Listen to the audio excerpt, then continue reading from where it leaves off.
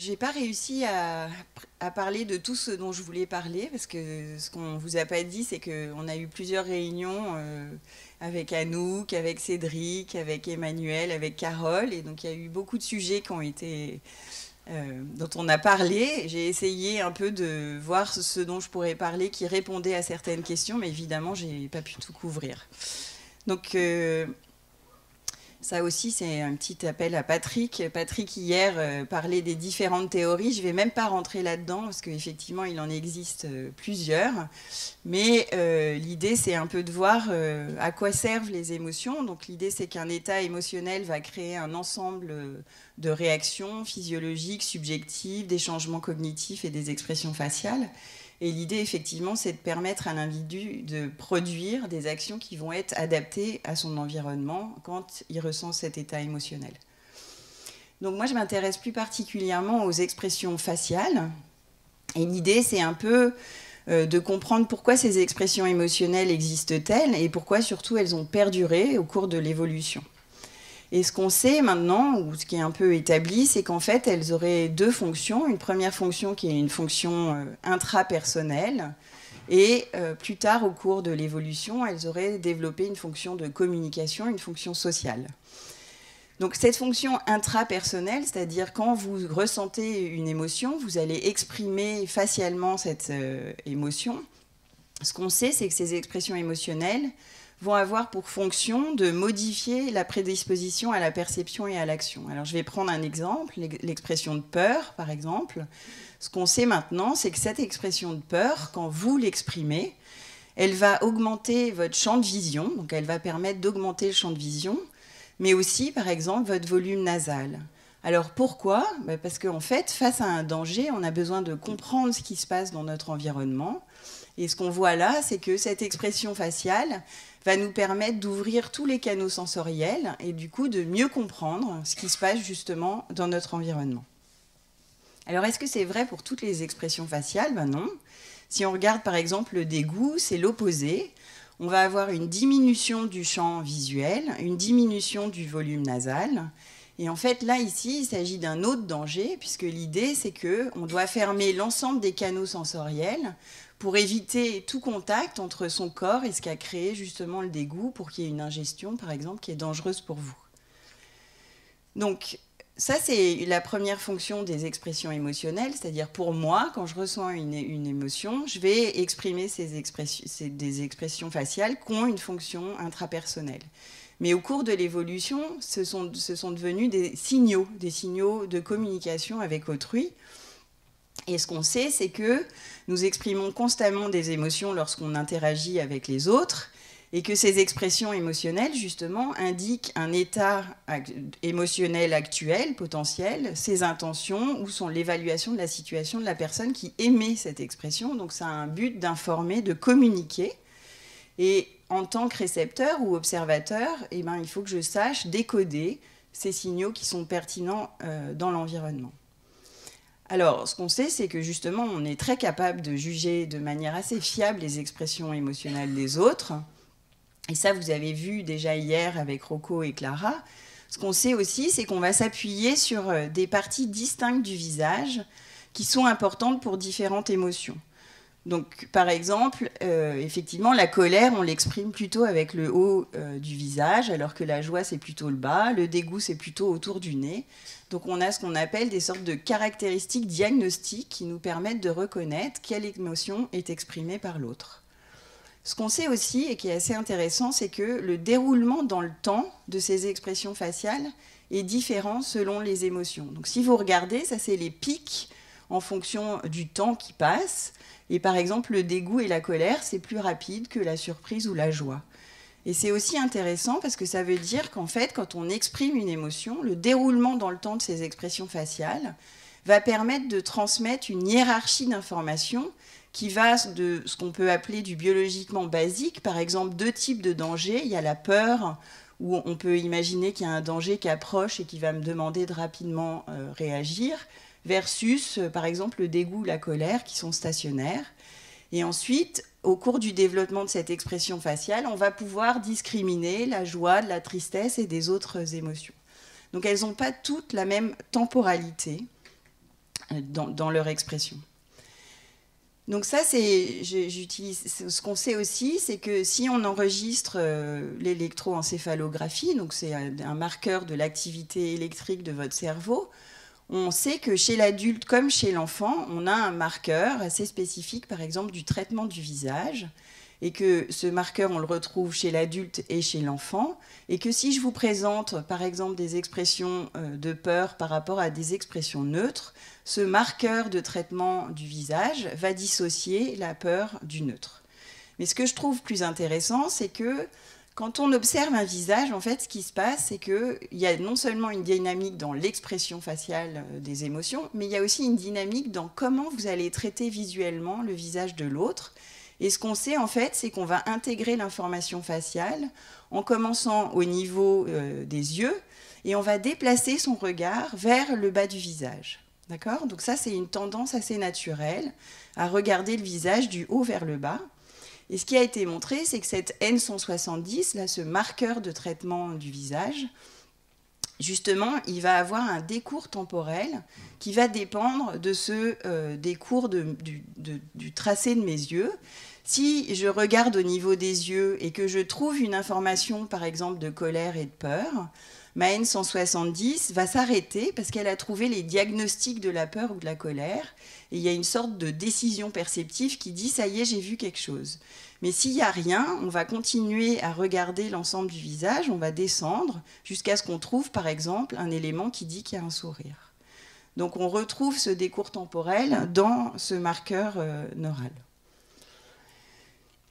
Donc ça, c'est comment on décode visuellement en fait, les expressions émotionnelles d'autrui. Mais maintenant, ce qui est intéressant, c'est de voir est-ce que l'expression émotionnelle d'autrui va avoir un impact sur moi en tant qu'observateur.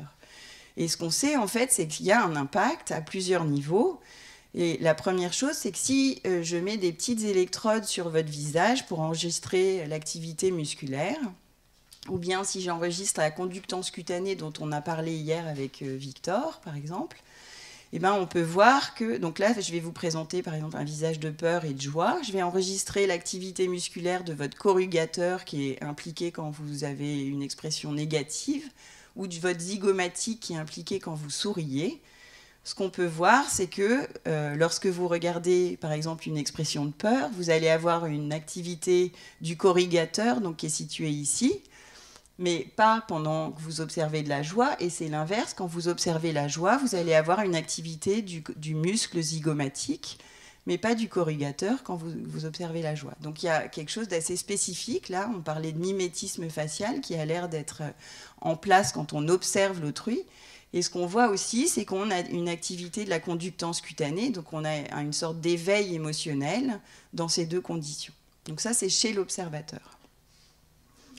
Alors, comment c'est interprété ? Ce qu'on peut voir dans la littérature, c'est qu'une théorie, c'est qu'une partie des expériences passées va être reproduite au sein des systèmes neuronaux impliqués. Donc, en fait, je suis en train de simuler ce que l'autre est en train de vivre.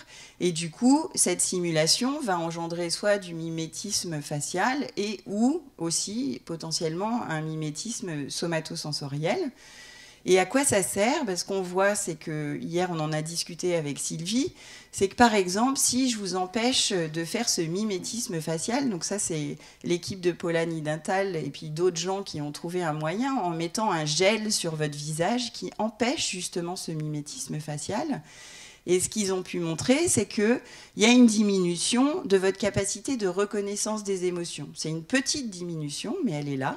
Donc effectivement, ce mimétisme facial pourrait participer à notre capacité de décoder l'expression émotionnelle des autres. Et l'autre chose, c'est que si on regarde au niveau du cerveau, ça c'est une région, mais comme Patrick l'a dit hier, il y a un ensemble de régions. Mais le cortex somatosensoriel est intéressant parce que c'est justement tout ce qui revient du corps. Et il y a une étude très jolie qui montre qu'en fait, si on regarde l'activité à cet endroit-là, on peut prédire l'expression émotionnelle que vous êtes en train de regarder, d'accord ? Mais aussi, l'activité prédit l'expérience subjective que vous allez rapporter face à cette expression émotionnelle. Donc il y a bien, ça joue bien, cette simulation d'autrui joue bien un rôle dans notre capacité à reconnaître. Mais moi, ce qui m'intéresse, c'est qu'on n'est pas simplement des observateurs passifs, on est dans une interaction sociale, on n'est pas tout le temps juste en train d'essayer de décoder l'expression émotionnelle de l'autre, on est aussi en interaction, donc il faut se préparer à réagir. Et du coup, l'idée, c'est qu'on apprend à décoder, mais l'idée, c'est qu'il faut qu'on adapte notre comportement aux signaux qui sont émis par l'autre. Et là, ce qu'on a fait dans l'équipe, c'est qu'on s'est dit, bah, plus l'information émise est pertinente pour moi, et plus je devrais revoir que le récepteur ou l'observateur est capable de décoder, mais surtout d'adapter son comportement. Donc là, je reprends l'exemple d'hier, parce que je trouve que c'est un exemple qui marche très bien.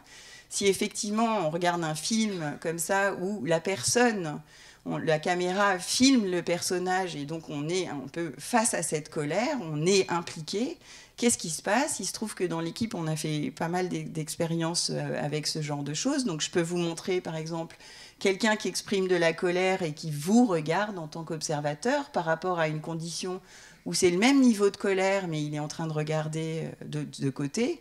Ou bien je peux vous montrer des petits films où c'est les mêmes idées. Il y a quelqu'un qui exprime la colère, soit avec son corps dirigé vers vous, soit avec le corps avec une orientation à 45 degrés. Et ce qu'on voit ici, c'est, je reprends l'activité au niveau du corrugateur, c'est qu'on a une activité beaucoup plus importante quand on est la cible de la colère d'autrui par rapport à juste regarder la colère qui est dirigée vers quelqu'un d'autre. Donc on a bien une réactivité qui est plus forte, en tout cas au niveau des expressions faciales. Et ce qu'on a pu voir aussi, c'est que dans ces conditions, notre cerveau va décoder très rapidement, alors là je parle de 200 millisecondes, hein, donc c'est vraiment très rapide, va mieux décoder ces expressions émotionnelles qui sont pertinentes pour vous en tant qu'observateur par rapport aux expressions qui sont moins pertinentes, donc à nouveau la colère dirigée vers vous ou dirigée vers quelqu'un d'autre. Et l'autre chose qu'on a pu voir, c'est qu'on avait des activités au niveau du cortex moteur, donc qui est le cortex qui va gérer vos mouvements, vos actions. Et donc, à nouveau, en moins de 200 millisecondes, en fait, l'observateur semble être prêt à adapter son comportement en fonction du signal qui est émis par autrui et surtout s'il est pertinent pour lui. L'autre chose qu'on a pu voir, c'est si je vous demande d'aller choisir sur quelle chaise vous avez envie de vous asseoir dans une scène comme ça, tout en fixant la croix qui est ici, ben, même si vous ne percevez pas forcément consciemment l'expression émotionnelle qui est présente dans cet environnement, en fait, la présence d'une expression émotionnelle va influencer vos choix et vous allez favoriser cette chaise-là parce qu'elle va vous permettre d'éviter quelqu'un qui exprime la colère, même si vous n'avez pas forcément perçu cette expression. Et si on regarde ce qui se passe, par exemple, pour la peur, ben, ce qu'on voit, c'est qu'on n'a pas vraiment de préférence, mais l'idée, c'est que la peur, c'est un signal ambigu. Ça signale non seulement un danger, mais c'est aussi un signal d'affiliation, peut-être de demande d'aide. Et du coup, on voit bien que les gens vont adapter leur comportement différemment. Voilà, donc ça, cette première partie, c'était pour vous dire que ces expressions émotionnelles, elles ont une fonction sociale très importante, qu'elles permettent d'informer, de communiquer un état de l'émetteur, et que nous, en tant que récepteurs, au cours de l'évolution, ben, on a ces capacités de très bien décoder cette expression pour adapter son comportement. Alors, ce qui est intéressant, c'est qu'une fois que ces expressions émotionnelles sont devenues, au cours de l'évolution, des signaux pertinents, eh ben, on peut en jouer. Donc, on peut, à présent, les utiliser délibérément en tant qu'acte de communication. D'accord ? Donc, je vais vous donner un exemple que j'aime beaucoup. C'est une expérience qui a été faite par Bavelas. Et ce qu'elle a fait, c'est qu'elle a... donc, par exemple, vous êtes là, vous êtes assis, elle fait rentrer deux acteurs et qui portent un objet très lourd, et en posant l'objet lourd sur la table, l'un des deux se coince les doigts sous l'objet lourd.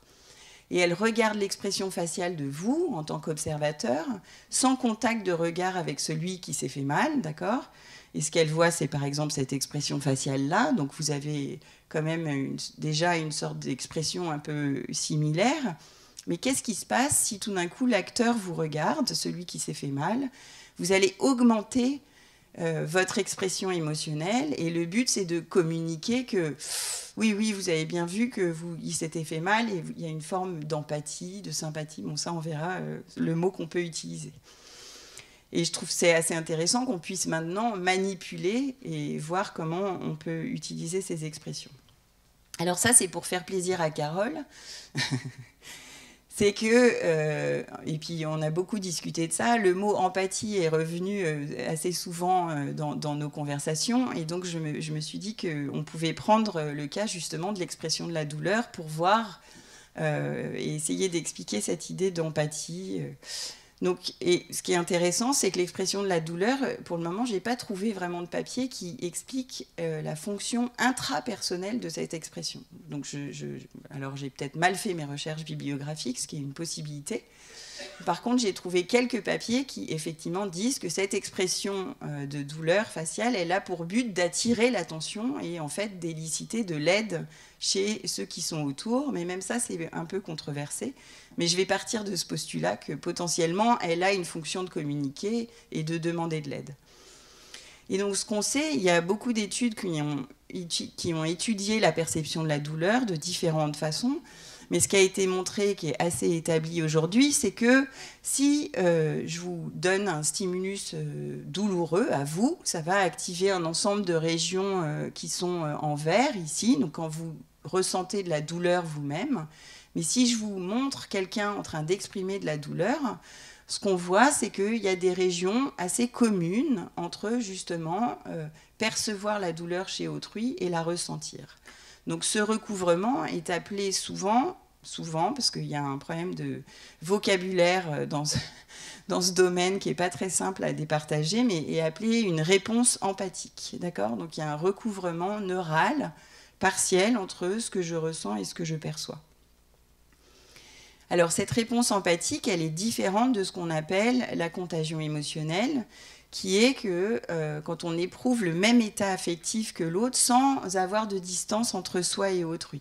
Le fou rire en est un exemple, d'accord, où tout d'un coup il y a une contagion, effectivement, et il n'y a plus de différence entre moi et autrui. Alors que ce qui est défini dans la littérature, c'est que la capacité à ressentir, enfin la réponse empathique, c'est la capacité à ressentir l'émotion exprimée par autrui, mais en faisant justement cette distinction entre moi et l'autre, et en étant capable de réguler ses propres réponses émotionnelles.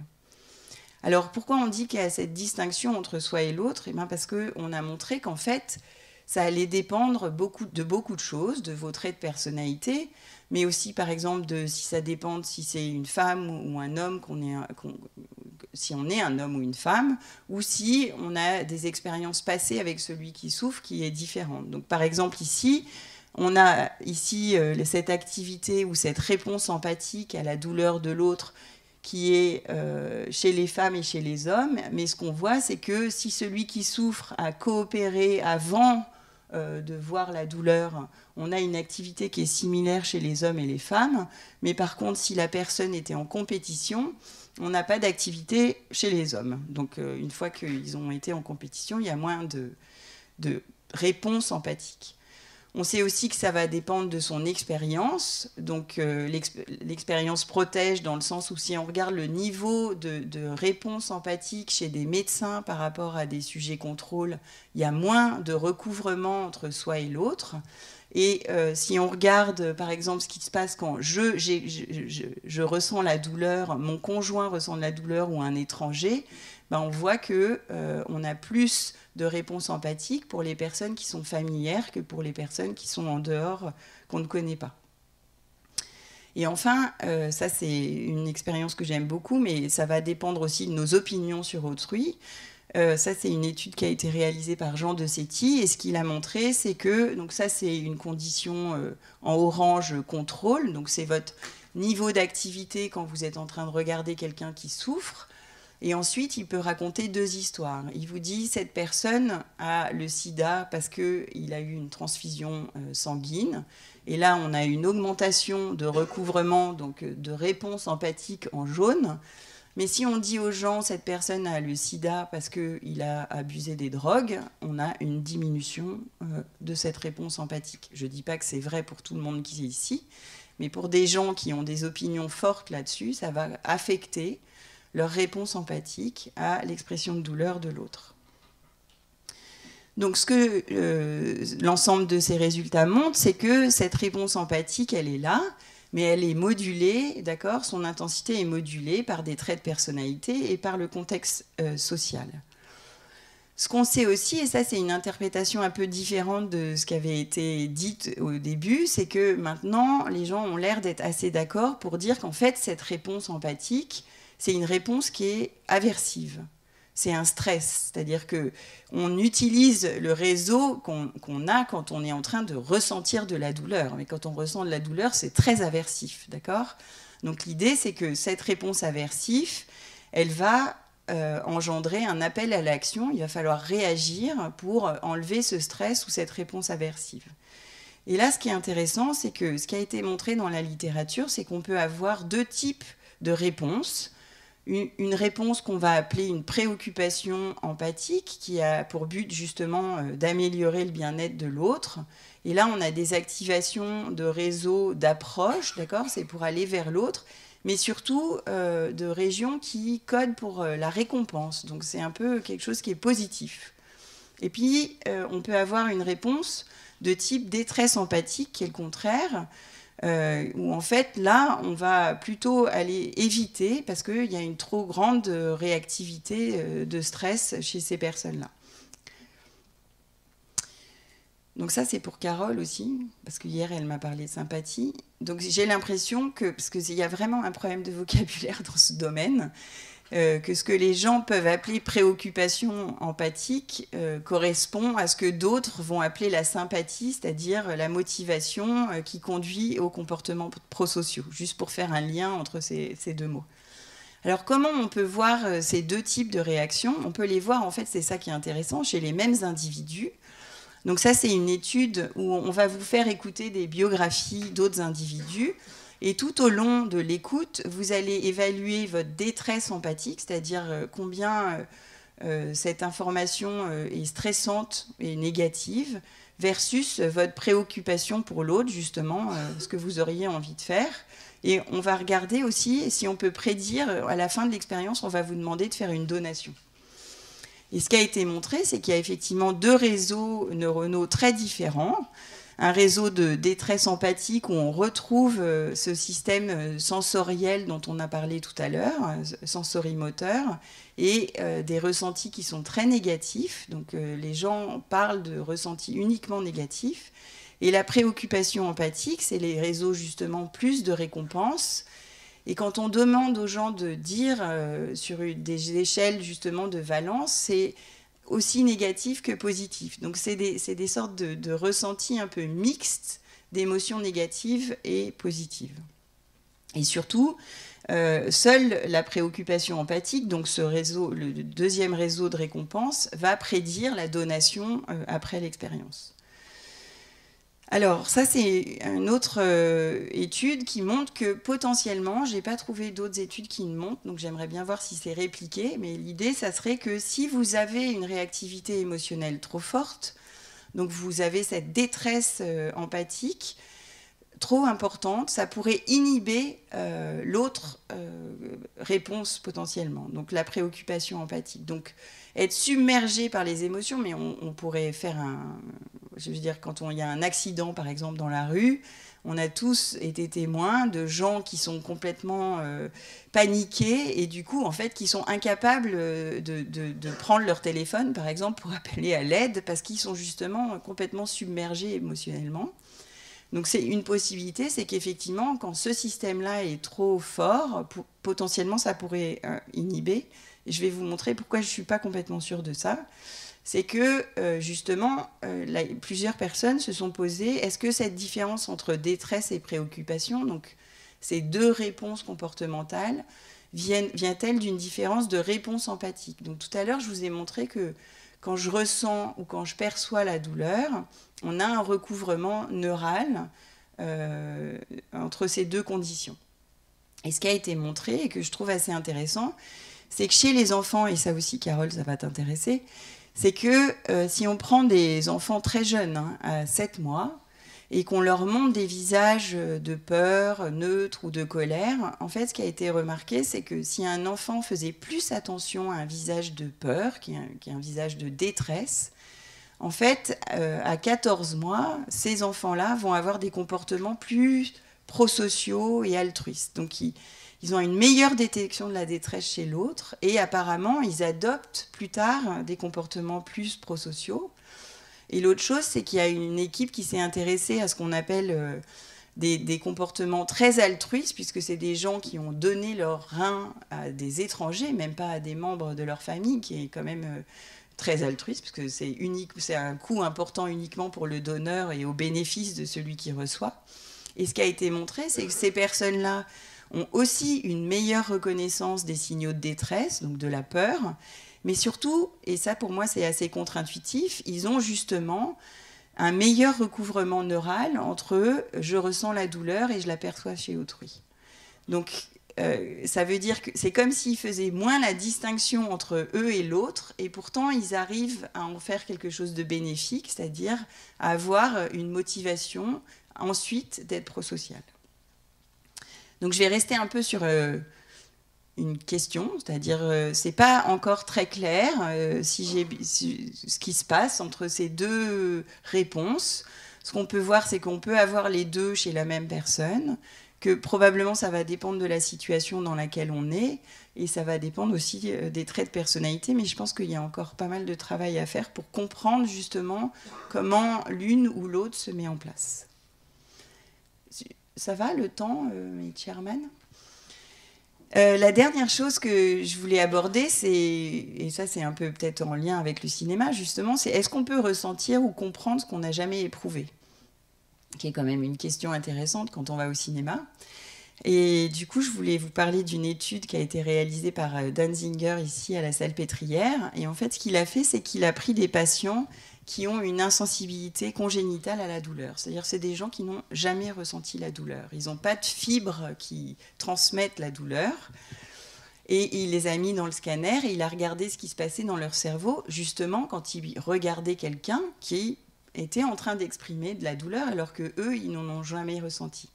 Et de façon assez surprenante, ce qu'ils voient, c'est qu'ils retrouvent les mêmes activités que chez les autres personnes. Mais, il y a un mais, en fait, ce qui a été montré dans cette étude, c'est que ces patients, pour activer cette réponse empathique ou cette matrice de la douleur, comme on l'appelle, ils vont utiliser une stratégie très différente, c'est-à-dire ils vont aller activer très fortement les zones qu'on appelle d'inférence ou de raisonnement, d'accord ? Par exemple, en utilisant peut-être leur expérience passée, non pas de douleur physique, puisqu'ils n'en ont jamais ressenti. Par contre, ils ont dû avoir de la douleur psychologique, comme tout le monde. Et c'est en passant par probablement l'imagination qu'ils sont allés activer cette réponse empathique. C'est une possibilité. Et du coup, je voudrais finir là-dessus. Ce qui est important pour comprendre les sentiments d'autrui, c'est pas d'avoir vécu forcément la même chose que lui, mais c'est justement d'être capable d'imaginer ce que ce serait de la vivre. Voilà. Et je voudrais remercier Clara, et même Emma, Rocco, Victor, Carole pour nous avoir aidés à organiser, et puis Cédric aussi, Anouk, Emmanuel, parce qu'on a passé des moments assez merveilleux de discussion avant ici, et Clémentine et Samira qui ne sont pas ici, mais sachez que sans elles, on ne serait pas là. Voilà, merci beaucoup.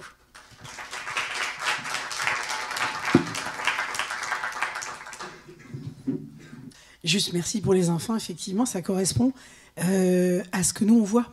Les comportements prosociaux des petits, et la question que ça pose à tout pédagogue, comment se fait-il que quand ils grandissent, ces comportements prosociaux diminuent ? Ça doit être que Rousseau a raison et que l'homme n'est bon et qu'il devient progressivement mauvais. Enfin, en tout cas, la question se pose pour nous, mais de manière intuitive. Je voulais te poser une question précise. Tu as travaillé surtout sur les émotions lues par autrui ou en direction d'autrui ou liées à autrui. Mais par exemple, l'émotion esthétique, c'est pas en direction d'autrui. Enfin, sauf dans le show-off, où on essaie, dans une mondanité, de montrer ce qu'on éprouve. Mais autrement, le bonheur qu'on a, ou l'émotion qu'on a pendant un film de Cédric Kahn, quand il y a dans la prière un moment où quelqu'un arrive à prier, ou pleure, ou, enfin, ça, c'est pour moi. Oui. Mais tu es en face de personnages, donc en fait, c'est... Oui, le micro. Ah, pardon. Je ne sais pas si je sais répondre à cette question, mais pour moi, c'est la même chose que je te... Ce que j'étudie, c'est ma réaction à l'expression de l'autre. Donc, ce passage de la prière, pour moi, c'est je suis en train de réagir émotionnellement au comportement d'autrui. Donc, c'est un peu la même chose. Non. Et un tableau de Roscoe? Ah ben non, ça, je sais pas.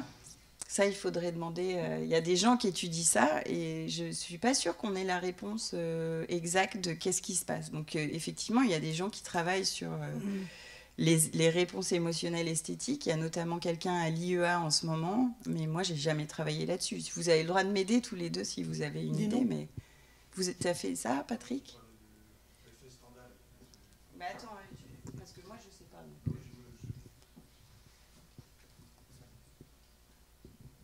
Je ne connais pas de réponse, mais je sais qu'il y a de la recherche sur ce que les gens appellent l'effet Stendhal, c'est-à-dire effectivement de perte de reconnaissance face à tant de beauté. Ou d'avoir, ah oui, ouais, mais je ne connais pas ça. Mais c'est plus associé à des réactions végétatives. Mais je sais qu'il y a des projets effectivement qui sont en route. Est-ce que moi j'ai pas vu de choses que je suis capable de rapporter aujourd'hui très précises. Enfin, on en a parlé il y a pas très longtemps avec Aliotti. C'est un domaine de recherche qui est en train de se développer. Et effectivement, l'idée c'est est-ce que ce sont les mêmes émotions ou pas face à des peintures, au cinéma, je sais pas. Dans ce domaine-là, il y a aussi des travaux qui portent sur tous les problèmes de méditation. Et dans la méditation, il y a les effets de la méditation sur l'individu. Et dans la méditation, on peut la provoquer de plusieurs manières. Et parmi une manière de provoquer la méditation, il y a les méditations regardant des tableaux, des paysages magnifiques, et qui créent des effets nécessairement sur l'individu, proche d'une certaine forme de méditation, où on change notre rapport au temps et à l'espace, mais aussi nos émotions en tant que telles. Bonjour, merci pour votre discours. Je voulais juste ajouter dans le sujet dont vous parlez maintenant, parce que j'ai lu récemment un livre de Noël Carroll, Theorizing the Moving Image, je ne sais pas si je prononce bien, c'est en anglais, et il faisait un commentaire concernant le personnage au cinéma qui regarde quelque chose, un objet, et il y a un chant contre chant, et finalement, en fait, il expliquait que nous, on conçoit qu'il y a une sorte d'émotion à son visage, peut-être qui est imprécise, mais en lien avec l'objet qu'il regarde, il y a en fait une relation réciproque, si vous voulez, et l'objet aussi est influencé par le regard du personnage. Alors il y a un aller-retour, on dirait, une transmission, on dirait, des émotions à l'objet et retour au visage, dont l'expression n'est pas au début assez précise. Et voilà, et c'est ça, en fait, je voulais juste... non, mais c'est intéressant. Je pense qu'on a tout un ensemble de travail à faire. Je veux dire, nous, on est très pauvres. C'est ce dont on parlait hier. On est obligé de simplifier beaucoup pour utiliser le genre de technique qu'on utilise. Et malheureusement, du coup, on s'éloigne parfois un peu de la réalité. Donc, je pense qu'il va falloir qu'on retravaille un peu cette complexité des événements. Pardon. C'est plus spécifique au cinéma, mais c'est l'objet du colloque.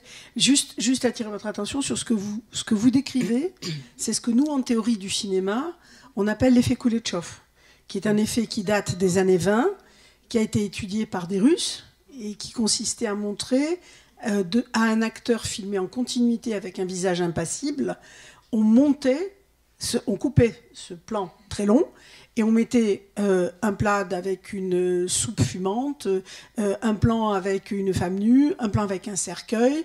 Et l'expérience faite sur les spectateurs était que cet homme impassible manifestait des émotions différentes. Ça s'appelle du priming dans notre domaine. On utilise ça tout le temps, en fait. Donc ça, ce que je voulais dire, c'est que c'est contesté maintenant. Et que ce qui serait vraiment intéressant, c'est que nous, du cinéma, nous lisions... on le fait, Julie Grèce, Daniel Handler, etc., mais que peut-être vous vous intéressiez aussi à la théorie du montage, à la théorie de cinéma, parce qu'il y a quand même des travaux théoriques accumulés qui peuvent être utiles. Oui, ben c'est pour ça qu'on est là.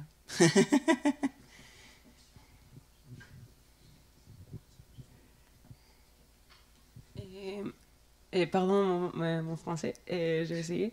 Et, je pense que par rapport à l'effet Kuleshov, c'est pas exactement comme les priming, parce que je pense que c'est relié à notre capacité d'inférence par rapport aux images.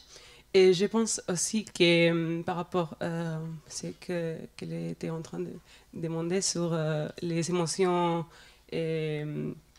au tableau et esthétique. Et je pense qu'on a aussi beaucoup d'inférences aussi sur les intentions des artistes. Et ça, c'est impératif. On ne peut pas comment dire, empêcher. Et il y a aussi une autre chose que je suis sûre que c'est lié à ces émotions esthétiques, mais je pense que cette intention qu'on fait de ce que l'artiste a fait, c'est très très important. Et c'est tout relié à la théorie de l'esprit, pour moi.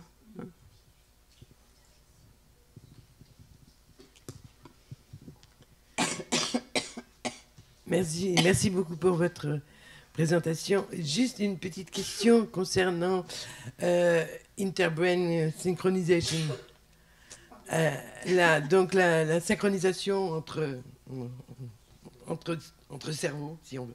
Je pense à l'intervention hier, Anouk Greenberg parlait de ce moment de silence incroyable qui arrive de temps en temps, que ce soit au concert d'ailleurs, ou dans une représentation théâtrale. Et je ne peux pas m'empêcher de me demander si, dans ces moments de silence, il n'y a pas une synchronisation qui se passe entre l'activation des cerveaux de l'audience et ceux des musiciens ou du chef quand on a un concert et de l'acteur ou de l'actrice quand on est au théâtre. Donc, alors, il y a un certain nombre d'études qui a été faites, notamment, effectivement, de regarder la synchronisation dans l'écoute et les musiciens. Alors, c'est pareil, je vous vois faire comme ça, donc si j'oublie des choses, vous me dites. Il y a aussi des travaux très intéressants qui a été fait par Dunbar en Angleterre, où en fait, ce qu'il a montré, c'est que, par exemple, quand il met des sportifs ensemble, et qu'ils arrivent à se synchroniser, d'accord, on a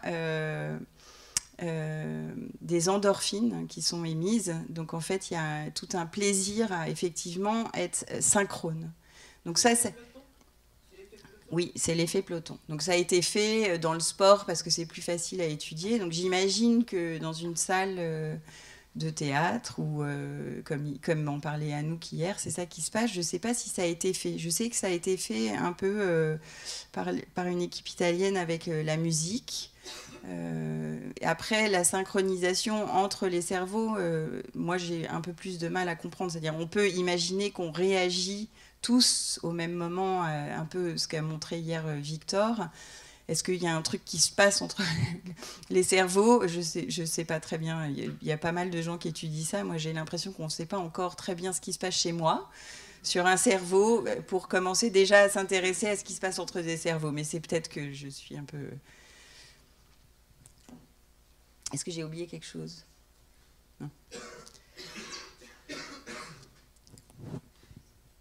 Bon. On a le temps pour d'autres questions, si vous en avez. Oui. Emma. Allez. Juste parce que par rapport à la question de l'émotion esthétique et à ce champ-là de la neuroesthétique, Julie a beaucoup travaillé sur toutes les questions de perception des mouvements. Si moi-même je suis experte du mouvement en question, si je suis danseur, je perçois différemment la danse que si je ne le suis pas. Et en fait, sur l'art et notamment sur l'art visuel, il a été montré que si, par exemple, le participant qui est en train de regarder le tableau s'il regarde un tableau pointiste et qu'on lui met un stylo et qu'il peut simuler en fait, le pointillisme lui-même, il va avoir une autre expérience esthétique, une expérience esthétique augmentée, que si on lui donne un stylo, mais qu'on lui demande de faire un autre mouvement pictural. Donc il y a une question aussi motrice. Est-ce que moi, dans mon répertoire moteur, je sais faire ? Et ça affecte aussi l'expérience esthétique. Donc en fait, il y a tout un tas de facteurs sur la danse. Tu as une question?